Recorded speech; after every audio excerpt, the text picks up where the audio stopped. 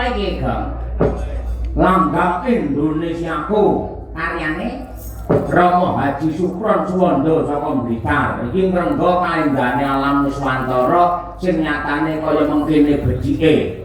Pamrih apa yen wis ngerti bae Nuswantara ki alam endah supaya awake dhewe dadi wong Nuswantara tansah gedhekake rasa syukur marang kurbane Hyang Agung tanpa beda kaya warga masyarakat ingkang lengganing sira katon ingkang tansah gedhekake rasa matur nuwune karo pangeran. Nggih, ngono kuwi. Sing nembang Mbak Lia Sundari Mekin saka Sragen.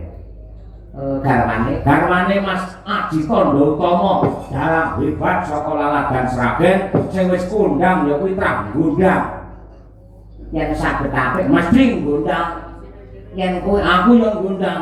Ngundang kuwi ngundang rejo. Ngundang rejo. Kenapa ngene iki? Wong calone iki bersih bisa taun ngarep iki sing mayang awan iki sing gender kuwi. Wis mulai disusun bar iki naskah kaya apa arepe ditulis, bar kuwi terus apa balungane kuwi arep ditulis, engko urutane gending arep ditulis. Sing dhisik dadi urutane gending sik. Naskah keri, balungan keri semene gendinge dadi sik. Lah iya, malah gendinge cara piye balungane sik dadene ora nek kene iki mesti gendinge dhisik sing penting. Iya. Iya semoga kita kanthi becik wong nyatane wong sak panggung iki kabeh iso mayang tur ya apik-apik kabeh. Apa? Iya temenanan.